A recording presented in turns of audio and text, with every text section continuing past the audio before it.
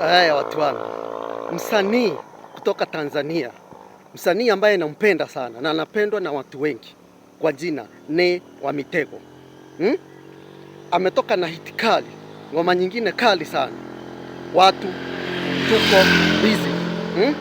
Wimbo mzuri sana, unasema watu tuko busy kwa shughuli zetu. Nafikiria Nay wa Mitego, wimbo ni mpya kabisa, pongezi sana. Aliuandika kwa sababu unakumbuka wiki kama 2 hivi Tanzania kulikuwa na vurugu kidogo baada ya uchaguzi, na nafikiria ndio maana alitoa huu wimbo pale Tanzania, unaona, na huu wimbo umeenda viral sana na unafanya vizuri pongezi sana Nay wa Mitego, tupombize huyu ni msanii ambaye nampenda sana. By the way, Nay wa Mitego nina zawadi kubwa sana kwake, bonge la zawadi kwa huyu msanii, kwa sababu huyu msanii anaelimisha jamii na nyimbo zake zinafuata maadili yanayokuza jamii.